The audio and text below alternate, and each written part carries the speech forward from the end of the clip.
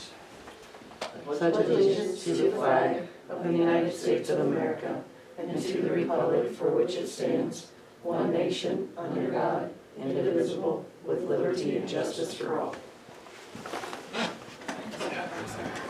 Roll call. Lawson. Here. Buns. Present. Wyatt. Here. Reister. Absent. Sewell. Here. Motion to approve the agenda. So moved. Second. All in favor, say aye. Aye. Opposed? I have a motion to approve the consent agenda. So moved. Second. Any discussion? All in favor, say aye. Aye. Opposed? I've got two proclamations. The first is National Police Week in 2022 is May 11th through May 17th. The full proclamation will be published in the Hudson Herald. I do call upon all citizens of Hudson and all patriotic, civic, and educational organizations to observe the week of May 11th through 17th as Police Week with appropriate ceremonies as seen fit. I further call upon all citizens of Hudson to observe Friday, May 13th, 2022 as Peace Officers Memorial Day in honor of those police officers who, through their courageous deeds, have lost their lives or become disabled in the performance of duty. Second proclamation is Bike Month, Bike to Work Week, and the Rite of Silence Day. Bike Month is National Bike Month, declared since 1956 apparently, is May. The May 16th to 22nd is National Bike to Work Week, and National Rite of Silence Day is May 20th of 2022. I'll encourage all citizens to recognize the importance of bike safety and to participate in bicycle activities in organizations for recreation, transportation, and health during May, as well as throughout the year. Citizens oral presentations. Hudson Days Committee. Danielle, you're up. Just Yeah. you? Just me. Everybody's busy with sports and everything, I guess, but, yeah, here representing the Hudson Days Committee of 2022. This year's event will be July 14th through 16th with cleanup that Sunday the 17th. No huge changes for the year. We're gonna scale back the inflatables because that's always a point of contention for volunteers and safety. We don't have laser tags, so we're doing a paintball setup in the park on Saturday. Our band will be that Arena Rock Show band, and they're kind of a mix between Hairball, Arch Allies, and the band that we had last year. So kind of a fun mix up. I think they're out of Chicago. I think it's probably one of the more expensive bands we've used. The opener for that will be Casey Klein. He's a one-man band. He's pretty good. And then, of course, fireworks as usual, and we're actually, I think, putting $2,000 more towards that this year. Due to our successful can drive, we've been able to really put more into that, and that's a lot thanks to like Ernie Holmes. He's kind of the eyes down there and the arms of that adventure. So if you ever see him, give him a shout out. That's his baby, I think. Yeah. And then the things that we're keeping the same. The pedal pull is always, the axe throwing was new last year, so we're doing that again. The fire department's doing all their same activities that they normally do. We're doing beanbag tournament, parades on as normal.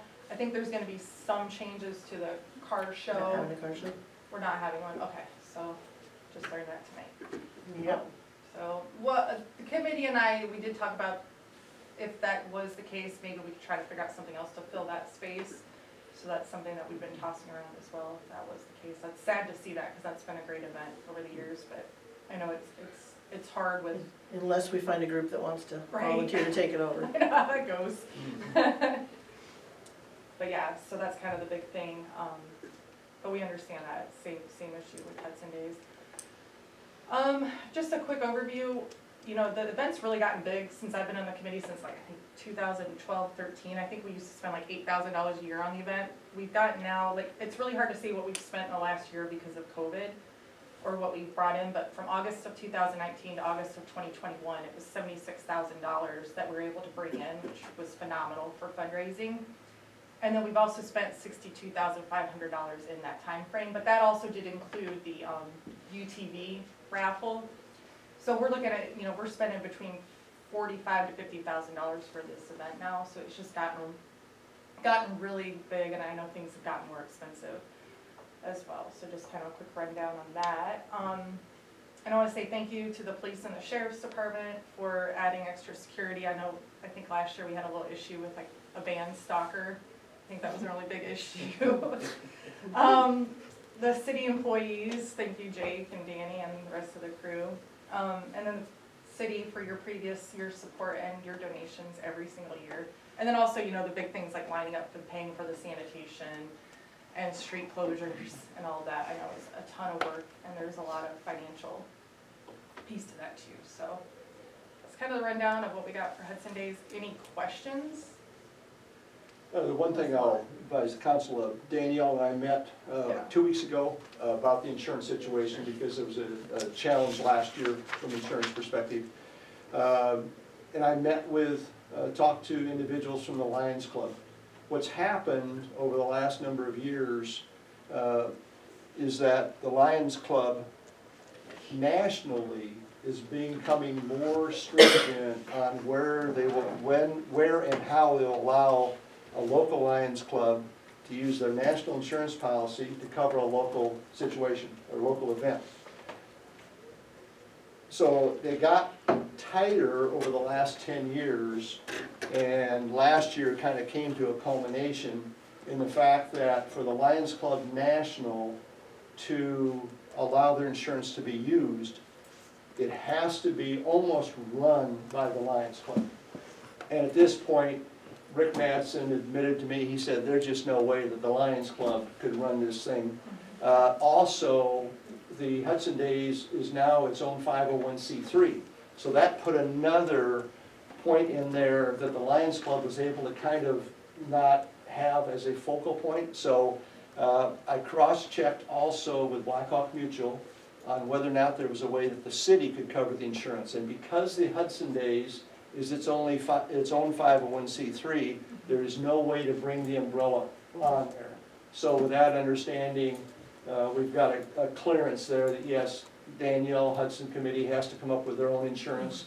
Now what she's advised me that they're able to do to reduce the premium where possible is as they have certificates of insurance from their various vendors, then that has an impact on reducing the premium she ultimately pays. So what I encourage Danielle to do and then have the committee do is really get on top of that to wherever it can. If it's a possibility, if it's a help for us to, you know, for them to supply us information of who the vendors are and for us to hold those certificates, that's fine. We could assist that way, but we won't be the procuring people to get certificates or the follow-up or the insurance policy or anything I was like gonna that. say, as an insurance person, the only thing you'd have to do is just get a copy of their insurance and send it in, so there's no reason we should have to hold anything. Would they normally, in that case, need to name Hudson Days Committee as the insured?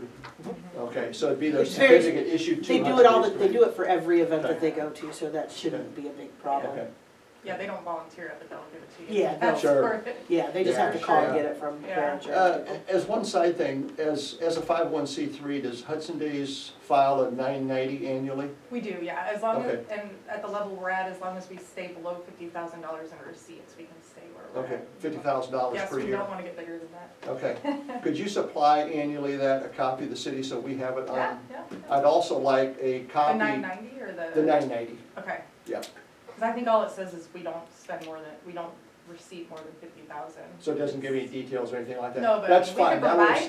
provide it's nothing Okay, that we're holding private, but we can definitely provide that. yeah, if you could, that'd be fine. Just so we have, if somebody asks us, hey, how much is brought in per year Yeah. by the Hudson Days Committee and how much is spent, we'd have that we could give that says, hey, you got any more questions, you gotta get a hold of the committee. Then I guess the last thing is I would like annually just a listing of who's the committee and any officers on the committee, just so that we have that in case it's asked as well.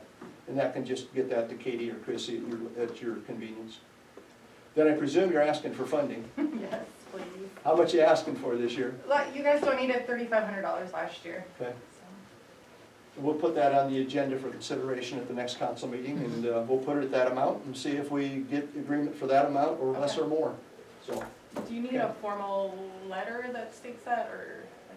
like- No, Email from you? in the past, we haven't asked Okay. for it, Okay, no.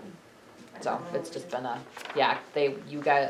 Hudson Days Committee would just come one meeting and then the next meeting, we just put a resolution for Okay. your consideration. all right, Okay, perfect, super.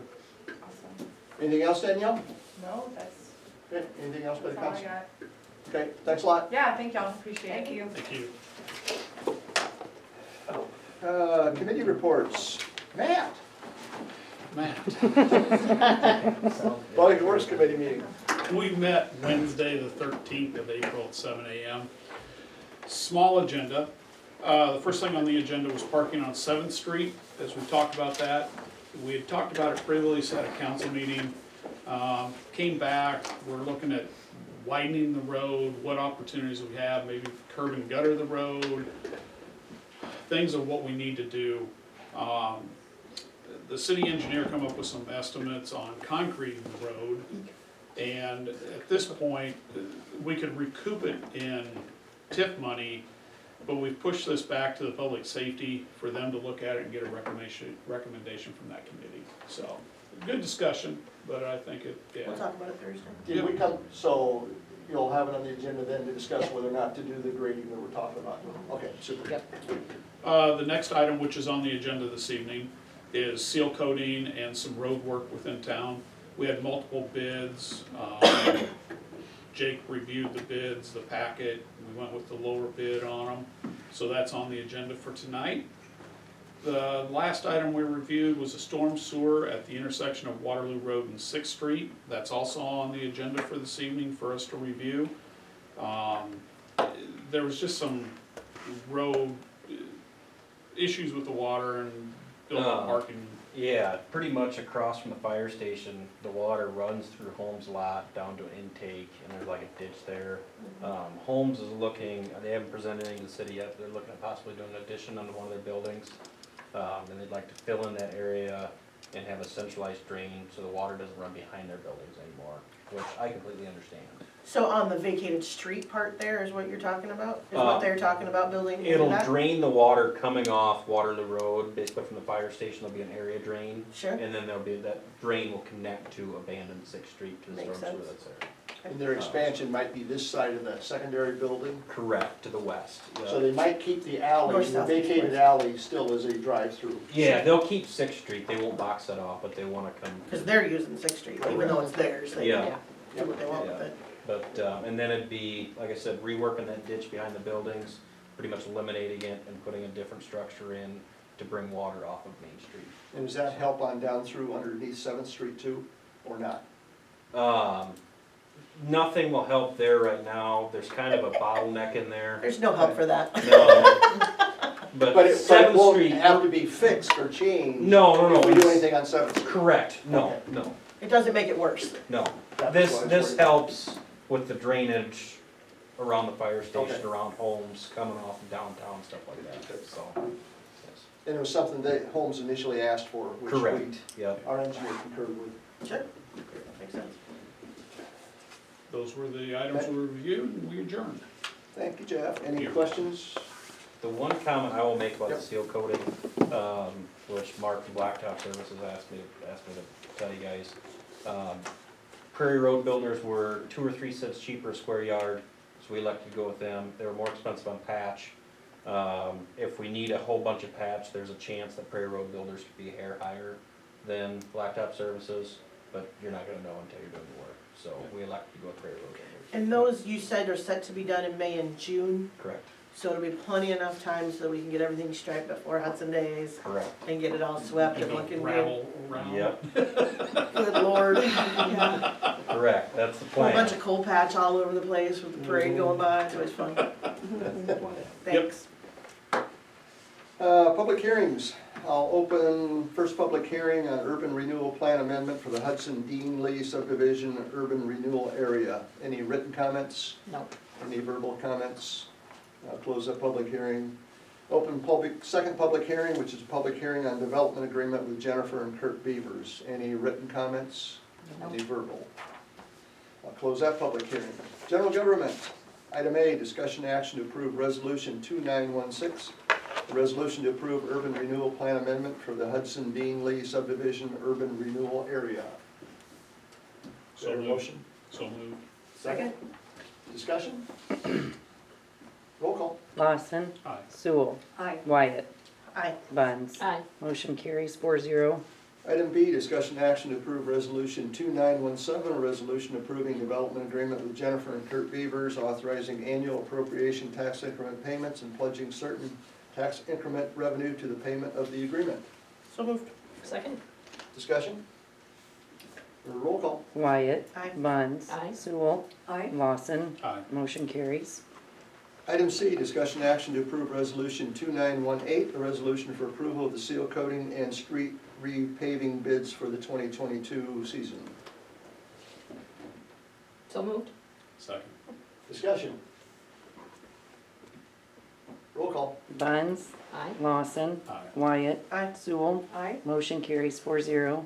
Thanks, Jake, for your work on that, and Jeff and the rest of the And committee. everybody for thinking ahead, getting it on the schedule ahead of time. I know everybody's had so many problems the last couple of years because everybody's doing it. It's just so hard to get it in line, so. Nice thing is Ranchero and Butterfield look in pretty good shape, so it's not Overall, taking yeah. a real heavy one of it. Knock on wood. Yeah. Yep. Item D, discussion action to approve resolution 2919, a resolution for approval of bid for stormwater work on Waterloo Road and Main Street. So moved. Second, third, whoever. Discussion. Roll call. Sewell, Aye. Wyatt, Aye. Lawson, Aye. Buns. Aye. Motion carries 4-0. Item E, discussion action to approve resolution 2920, a resolution to purchase a Ranger UTV and trailer for the fire department for the city of Hudson. I presume that's coming out of their reserves?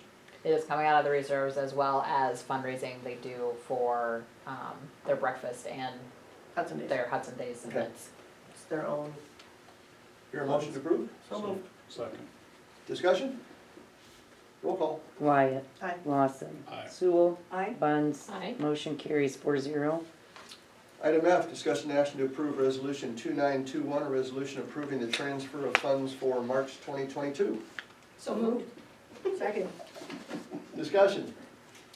Roll call. Buns. Aye. Sewell. Aye. Lawson. Aye. Wyatt. Aye. Motion carries 4-0. Item G, discussion action to approve resolution 2922, a resolution for approval of employment for the city of Hudson, Iowa for the position of summer baseball, softball concession stand manager for summer 2022. Waiting for you guys. So moved. Second. Discussion. Roll call. Lawson. Aye. Sewell. Aye. Buns. Aye. Wyatt. Aye. Motion carries 4-0. We got 4 informational items in there, reminder items, regular scheduled meetings held at council chambers except for the electric board and library board. Which we can take the electric board off. They're actually still in effect Oh yeah, that's right. technically until we Are they disband meeting it. though? We're working on it, should be end of June. Reminder items, regular scheduled meetings again, public safety committee, April 28th at 4 p.m. Thursday, yes. Thursday, okay. Public Works Committee meeting, May 11th, 2022 at 7 a.m. Mayor's Task Force may actually happen May What? 17th of 2022 for 5 p.m. Well, May, I said, it may happen in May. Personnel Admin Finance Committee meeting, May 23rd at 4:45 p.m. Next council meeting is Monday, May 9th at 6 p.m. and Monday, May 23rd at 6 p.m. Who's going to be Matt for the adjournment motion? So moved. Second. I won. All in favor, say aye. Aye.